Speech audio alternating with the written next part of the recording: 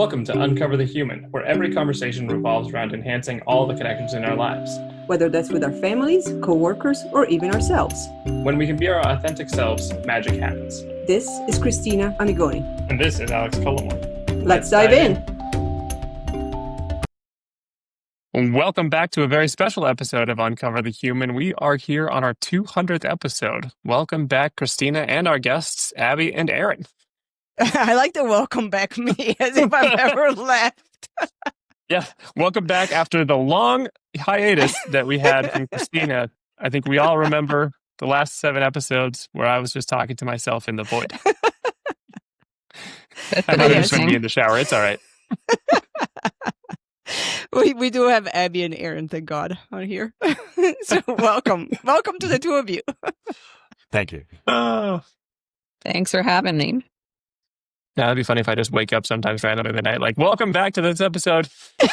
Just me. You could.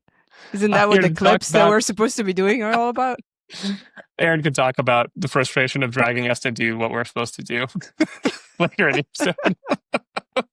Did you say why it's a special epised? And I already forgot it because I got on a tangent? Yeah. Okay. Yeah, you were too busy thinking that you were welcome back from the void. Well, yeah. Yeah, it's 200 episodes, which is so weird because it feels like 100 was yesterday. Yeah. I don't know what happened to the last 2 years. And as this intro shows, we haven't lost a step. We're totally mentally with it. All right. We've lost our minds, but our listeners are used to that. Oh, man. So what we wanted to do for this one is give some reflections on what the journey has been like, what we've learned about authenticity, both in this podcast and in our work lives and lives. And then we'd like to open it up a little bit to Aaron and Abby to talk a little bit about what life in a hopefully human-centric company is like. We did not bribe them to be here. These are volunteers. Yes. And Nicole is here in spirit as well. Yeah. If you hear any singing, that's Nicole.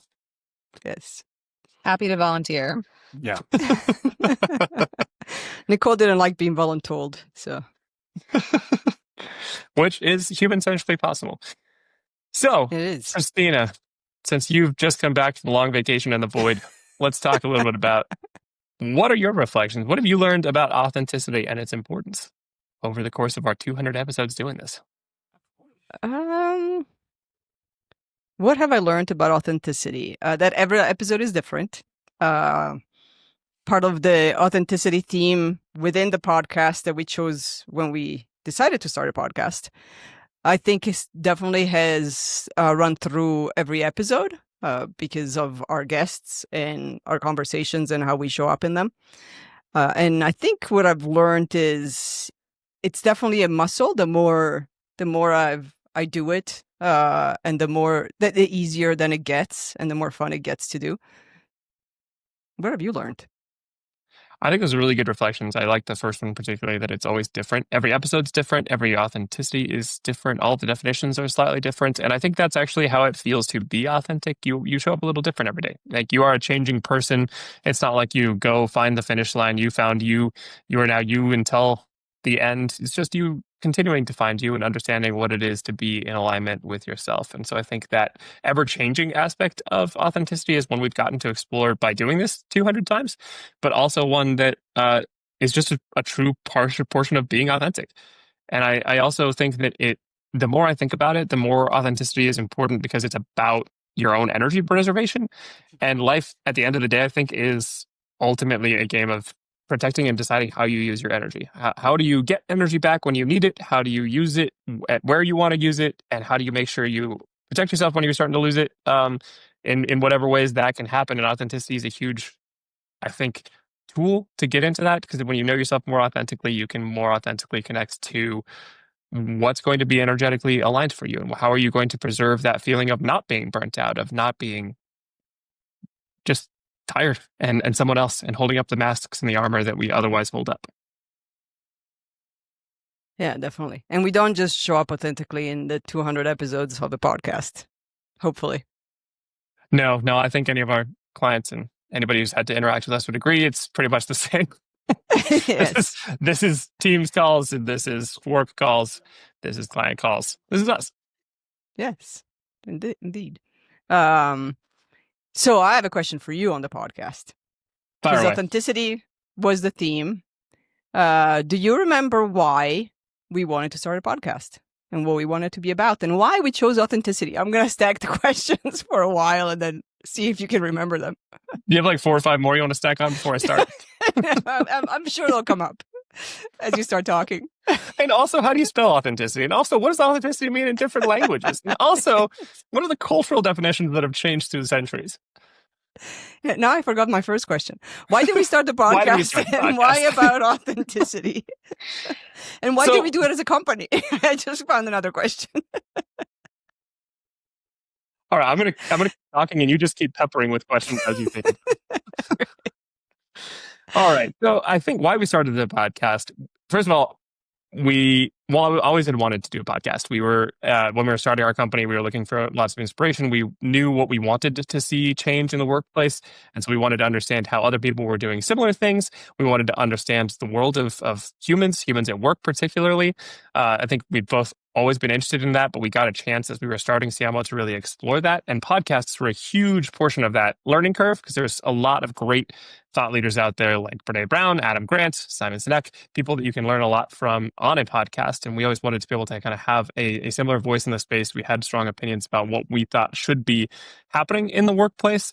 And I think that led into why we chose authenticity. First of all, because we really don't like to be pigeonholed into anything. And authenticity felt like it could capture enough things for us to talk about. And so we picked authenticity so that we would be able to talk about that. And we knew that that was a huge portion of what we wanted to see at work and what we wanted people to be able to access a little bit more of, because we would have these great relationships with people that were colleagues and we'd enjoy them as people. And we'd slowly start to lose the thread of like, oh, they're getting kind of crushed by the workplace. Why can't we have both? Why can't we be people and have the work that we are doing? And so I think those tied together. And then the final thing that really put the nail in the coffin was the global pandemic striking and us having nothing to do but record things in our closets. And yes, the first few ones were definitely in my closet. I have the videos. But yeah, I think what would you add to that, and what do you remember differently than my memory of that? I remember more or less the same. I think that the mission was always the company's mission. Was why we started a company, which is to find ways to create human-centric workplaces so that people could show up as their best selves, as their true selves, as their authentic selves, and then actually have meaning in their work and not fall into the, like, oh, I'm not supposed to have fun at work. It's supposed to be miserable. Or, that the answers to, hey, I'm here. That should be enough. You get a paycheck. Be thankful you have a job. We never thought that was the way human life should be. We spend way too much time in our lives at work to feel that way. And so what's the foundation? And the foundation is, can we understand our own authenticity and create spaces for everybody else's authenticity? And then as that foundation, then you can move into, now we can create a human-centric workplace and human-centric systems and policies and change and all of those things. Somewhat similar to the book we wrote, which has the word authenticity in it. Yeah, I feel like In the title. In the title, exactly. The authenticity upgrade. Yes.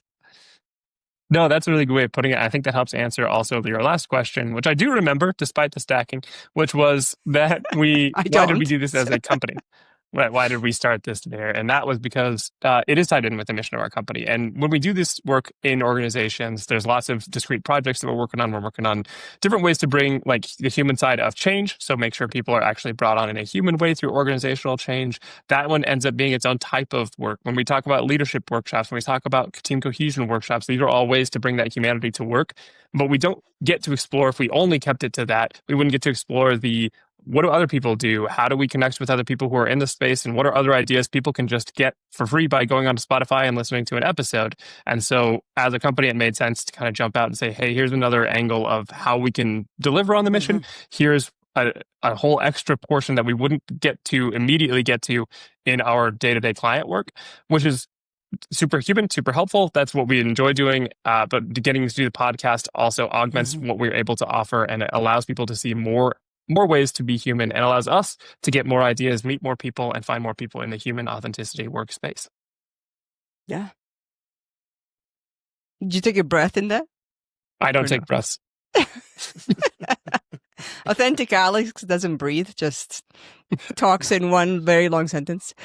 Yeah, until you started mentioning the actual breath portion, I didn't realize that, like, I You don't breathe. don't often. But actually, this is something I learned when swimming. Every time I swim, I take at least the first lap, I take entirely underwater, and I just it's just something I got used to doing, and apparently that has translated into breath capacity that results in endless sentences with no breaths, no breaks, and a waiting.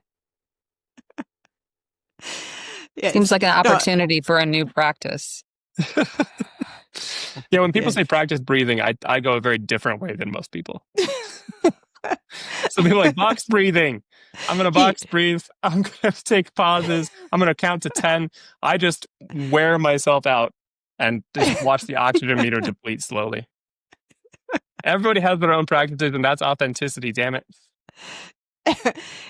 That is authenticity. So we're just gonna have to accept you as you are. The reluctance in your voice tells it all. All right, so we do have guests here for a reason, and not just our own amusement of watching us go randomly into tangents. So part of what we do with our clients, with everybody we work with within the podcast, with our guests, we also are pretty big in doing it internally as a company. And so trying it on first, see how it goes, hopefully not fail.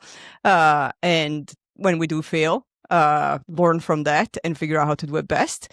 And so we wanted to have Abby and Aaron share what it's like to work in a hopefully human-centric company. That's our company. We're going to find out live. I know, exactly. We did not ask beforehand. We just asked them to be on. Also, this was their idea. They wanted to join and say this, which we loved and we're very glad for. But I do want to reiterate, we did not conscript them to do this. Oh, there is no script, yes. And then there's no approved answer. I did say I was happy to volunteer.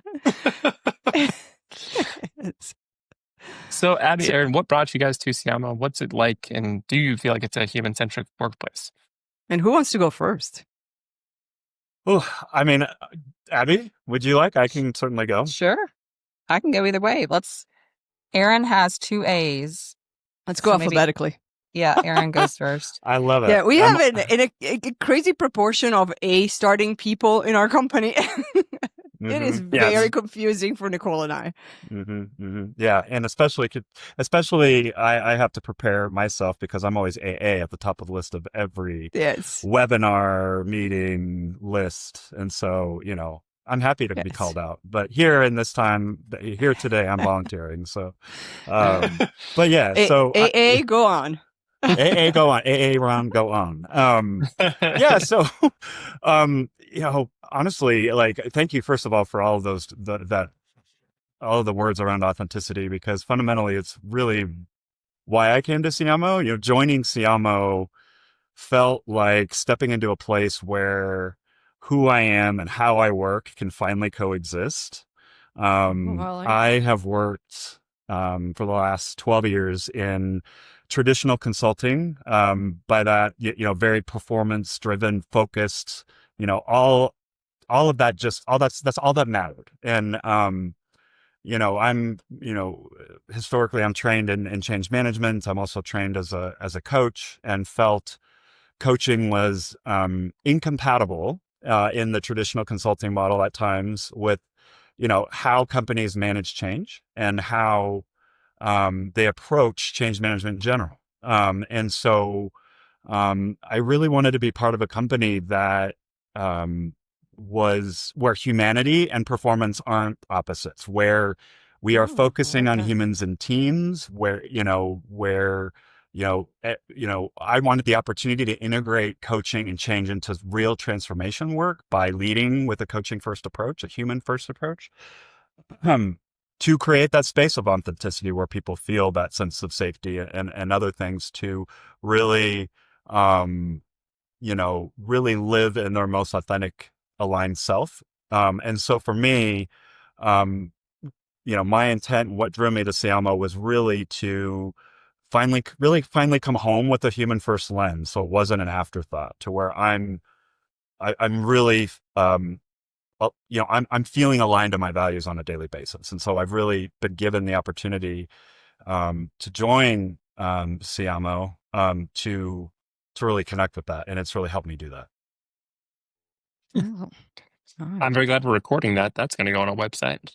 yeah, I know. There were so many good nuggets. Oh, stop. It Humanity almost is felt not like the it was opposite of scripted. No, it wasn't. It was not. We know I'll be it's sorting not, that one 'cause- out for later. Yes. We definitely knew it wasn't. And we could tell it wasn't because of the energy behind it. But there were so many great nuggets in there. Like Well, humanity yeah. and performance don't need to be Humanity's opposite. not the What a opposite of concept. performance. Yeah, what a Oh my concept. God. Yeah, exactly. And, fundamentally, that is what caused so much friction for me personally, just to show up every day and to give my best. And, Yeah. and, it's how, it shows up in how my manager managed me. It showed up in, Yeah. and how I engage teams. It showed up in how I showed up and initiated conversation on new topics and sold an idea. Like, I mean, it permeated everything. So anyway. Yeah. That's So a follow-up question for you. You said you joined because you wanted to feel this way. Do you feel that way? Now we really get on the hot seat for Alex and I. We can turn our cameras off if this would be easier. No, it's a great question. I say wanted to feel that way because I just wasn't. Like, I was completely burned out, in my role. I had gotten to a point where, if I did not pivot significantly, it would have mentally caused me serious distress, to where my health would have been a concern. So there was that. But I think beyond that, the bigger journey that I have been on for a long time is to really live in alignment with my values and to be the most authentic version of myself. And I've known you and Alex for years, since we went to coaching school together. You and I, Cristina, coaching school together in 2019. And I have seen the evolution of what Siamo has become over the years, and have always wanted to be connected in some way to that. And fortunately, I've been able to have the opportunity to help drive how we message to the world and what we give and how we serve. And it's just such a great place to be. So Awesome. All right. All right. Your bonus will come in the mail.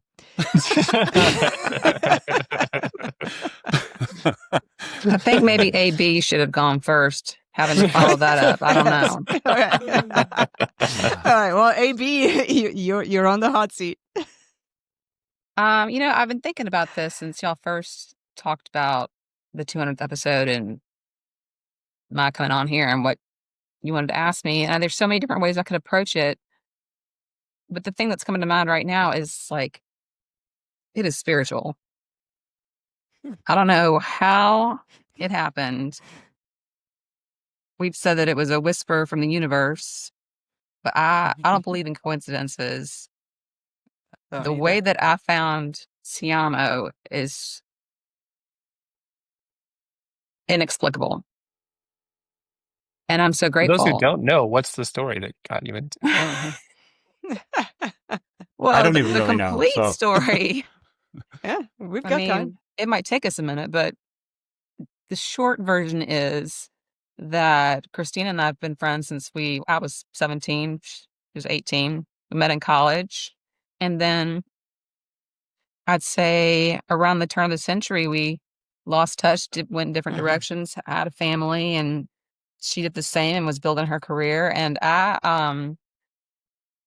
after it would seem 23 years, found her on Instagram and reached out. And just like that, seems to me, it was like we were never apart. So when the time came for me to find something in the workforce, I'd been out of the workforce for over 15 years. Christina said, "Hey, come over here." And I thought, how is this going to work? I don't even know what I'm doing. We don't know what we're doing most of the time. It's okay. Which I'm grateful every time you say that because I feel better. But anyway, my entire life, I think I have spent trying to be my authentic self which can be confusing. I read an article, which I could never find again, about how your authentic self is not like you're mad and you're just going to show up mad, or It's not. it's more about who you really are on a consistent basis. Yes, you're allowed to be mad, of course, but you can't go pitch a hissy fit and say, oh, well, I was just being authentic, if that makes any sense. So my whole life, I've been trying to figure out who I am, how to be authentic. Honesty is one of my biggest values. I want to be a person of integrity. I make agreements and I keep them. And for me, those are part of my authentic self. And the danger that I have fallen into over the course of my life is to be different things to different people, or a different person in different circumstances. And I think I've finally learned how to consistently be myself and show up authentically wherever I am to whoever is there. And I never would have predicted that I would find a workplace where I could do that. So I would say absolutely, Siamo is modeling what it's teaching, and that's a gift to me. That's both heartwarming and heartbreaking. Heartwarming that, it's we are in integrity with ourselves. Like we are eating our own dog food, drinking our own Kool-Aid. Whatever all those That metaphor will expressions are. bring us all back to Earth just real quick. Oh my goodness. Drinking our own Kool-Aid, walking the talk, talking the walk, all of them. And heartbreaking that it's so rare. It seems to be so rare. We see it with the people we work with our clients, and it's so rare. Well, that's And why, it's a crime. I made up a tagline for you guys, and it's, something like Siamo, making the world more human, one person at a time, or something like that. Mm-hmm. Yeah. We're also taking that one and putting it on a website. Yes, exactly. Yes. Making the workforce more human. Yeah. Yeah. Well, I mean, you struck a chord with me, Abby. What I'm hearing you saying and what it means for me personally as well is, tell yourself the truth gently, but directly, and even when it's uncomfortable, when I'm learning, to really hold myself to account on showing up the most human, most unfiltered, aligned version of myself. And I hear you saying, anchoring yourself in that. I don't like the honesty and the clarity that you're bringing to your sense of self and the emotional presence that you're sitting with as you're talking about it resonated with me. So just wanted to share that. Yeah. Yeah. Well, I just remember really well, before I became a stay-at-home mother, I had a job at a particular bank, and it was in the early 2000s when there were a lot of acquisitions, a lot of mergers, and kind of being terrified. Like, I don't think I can do another merger. And Good to Great came out, the book. Everybody was reading it. All the leadership was preaching it. And at the same time, they were touting this book. Management was requiring us to reach increasingly ridiculous metrics. And it was so hypocritical and disturbing to me. It was rewarding the top producers, which should be rewarded, but not shepherding the other people so that they too could do that work. It's complex, but I just remember, like, I don't want to be in a workplace like this. I don't want to be in an industry like this. Another reason to be grateful for Siamo. Yeah. So it brings it in. Oh, go ahead. Christina. I was going to say it's nice to know that there are spaces for it. I think we've been in it long enough now. We've forgotten that how rare it can be. And and we try and bring it to wherever we go. So hopefully it's helping spread it a little bit. But I'm curious from both of you, and AB, if you want to go first this time, you're welcome to. What are things that get in the way of being authentic, being or finding human centricity at work I think or in life? fear. Mm-hmm. I think fear is a big one. Just thinking about, I said earlier, where you can meet somebody. It takes a lot of courage and trust to put down my armor, to take off my armor, put down my shield, and let somebody know what I'm really thinking, because there's danger in letting that person in. They might gossip, they might judge, might get me in trouble with my boss. And I think it's a muscle. We have to, slowly build relationships with people we can trust and exercise this vulnerability. But yeah, for sure, fear would be a demotivator for me, or paranoia. Mm-hmm. Yeah. And an extension of that, Abby, I would say, and to answer your question, Alex, I think the extension is the fear that is prevalent, inhibits the connection that we all need to have by, in terms of having those conversations that need to, um, feel mutually, sort of mutually beneficial for both involved, say. And so I think for me, it's really about, the performative aspect, which is tied to the fear. There's always this need to, perform, to, posture yourself in a way that makes others be influenced in the way that you intend, whatever that means, in whatever context. And so um, I think that's the challenge. I think that's where, this, you're working against your nature as a human. And that's certainly one of the reasons why I came to Siamo, is to work with that, with the nature of being human, and I think that's where it's a challenge in organizations to get there. Mm-hmm. If you're in a culture that doesn't allow, weakness isn't the word, but asking for help, Mm-hmm. it, how are you ever going to get help? Everybody's trying to muscle through and get the next paycheck and then get their next promotion. And if you're in the silo, I'm making up this about my own past experience, that it's still true now. It's really hard to get anything done, but whatever you're supposed to do. And to me, if you're working that way, you're missing out on all these people who are right with you, probably doing the same things, who could support you and you could support them. Mm-hmm. Well, and you're missing out on you doing it better. Yeah. Mm-hmm. By doing it alone, we don't do it better. We see it all the time. It's like, it is so obvious when something has been done by one person in the silo of like, I just need to check off the list, task on the list, check it off.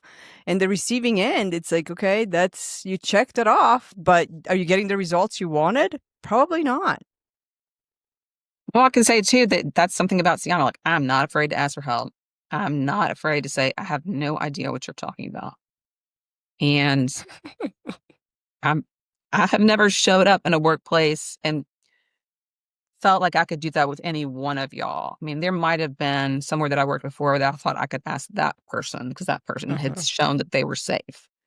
But you all have worked really hard. We all have worked really hard to establish a psychologically safe environment. Mm-hmm. Yeah. Mm-hmm. And I would actually go further and say humanity is actually the cornerstone to high performance. Mm-hmm. And so if you think about the performance part, like how has the human aspect of working in a place where you can be authentic, you can ask for help, you feel safe, how has that impacted the performance? I think it's been able to allow me to reconnect with my own voice, to where I can show people my own truth about what I can model. Like I can show people my own truth by modeling on my own in a safe environment, um, and learn and be okay with not having all the answers. And that has provided me, with the space to be able to be more creative and to not operate on fear and to be willing to take a risk of initiating in areas where I previously wouldn't. And have the support consistently there is what we create here. And so that as a result has really helped to,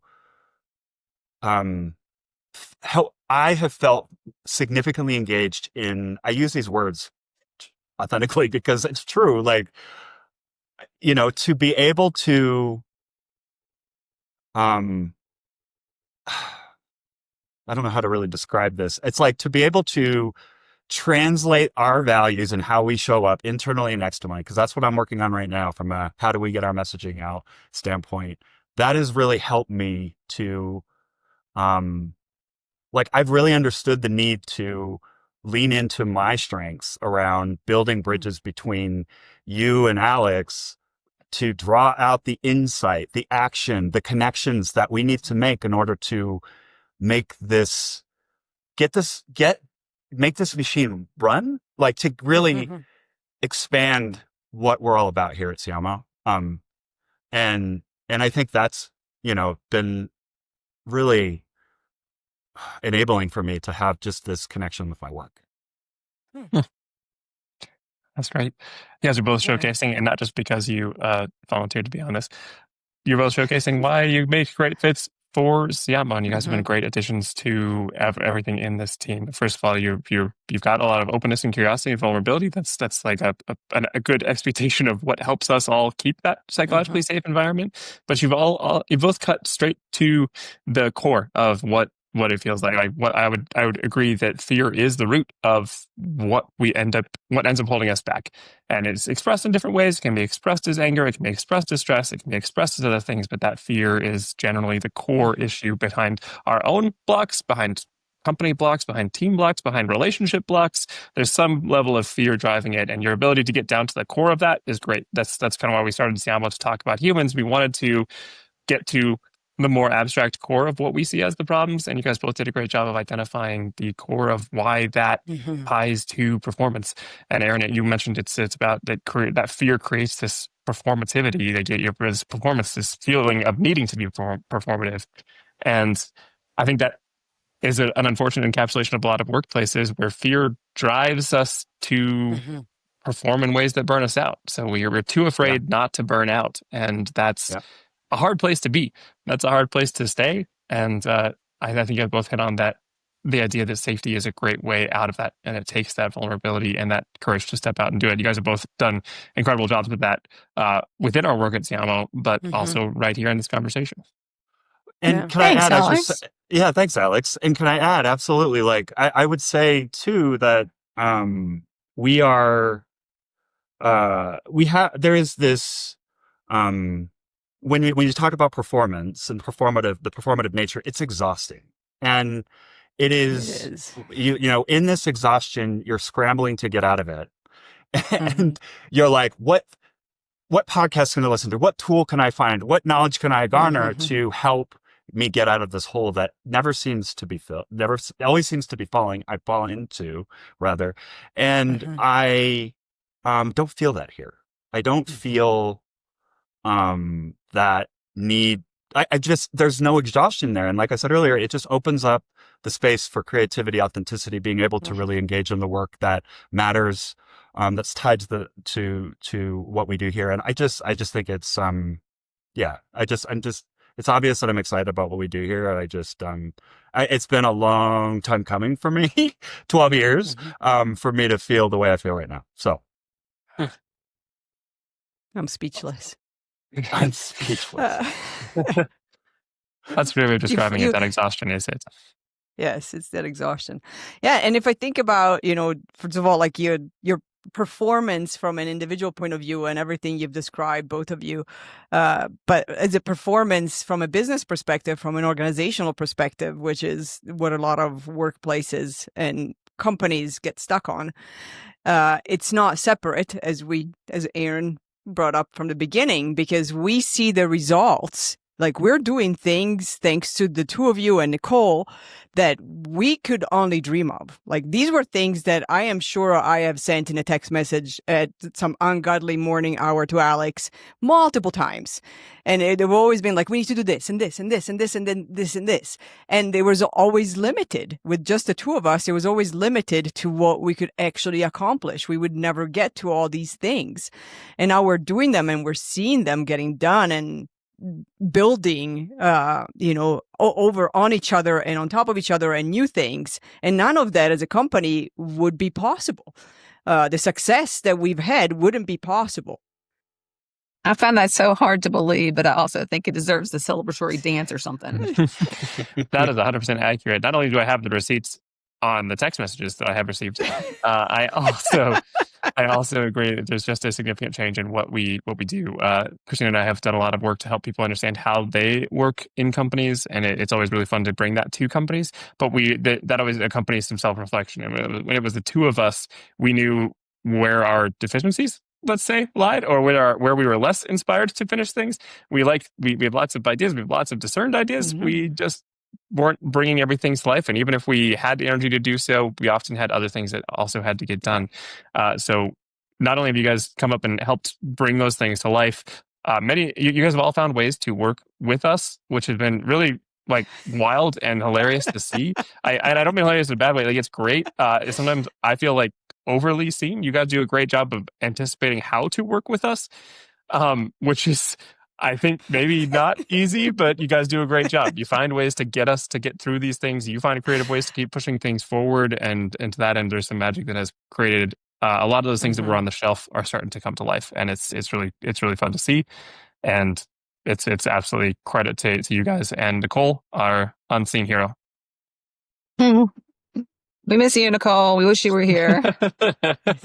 She's here. She's always here. Yeah. And if I can build on that, Alex, I would say is the only way that we can anticipate and to anticipate you and to be able to bridge those unexecuted ideas to reality is your and Christina's willingness to be vulnerable and open about where your strengths lie, where you need support, and you communicate those regularly. Agreed. What you don't know, but what you can learn, but all that stuff. So, yeah. It's like, well, we're not willing to actually try. And we're like, okay, I'm not comfortable with that, but I'll do it. And some things it's like, no, never going to do that. So let's figure out another way. That's exactly right. And I mean, it just gives us the map to operate in. Like, it really helps because it just doesn't leave it up to interpretation. Like, I mean, that is what helps me be the best I can be from an enablement perspective. Because how do I know what to look for and to support you on if you're not telling me directionally how I need to move? So, I think you've both have been able to help us plug in easier in that way too. So love fest, everybody.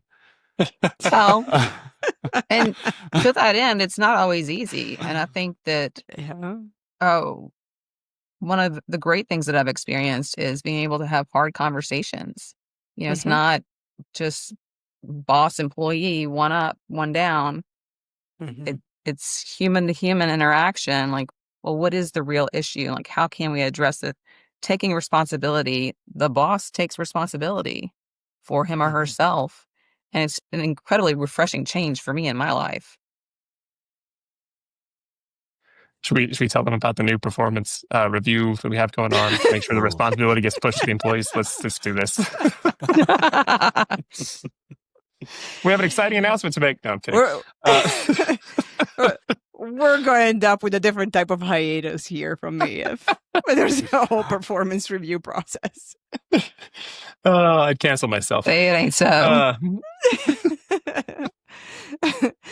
from episode 201 on, it'll be either just Alex or just Christina. One of the two will not have made it We're through. going to change the name of the This- podcast to Rambling Thoughts.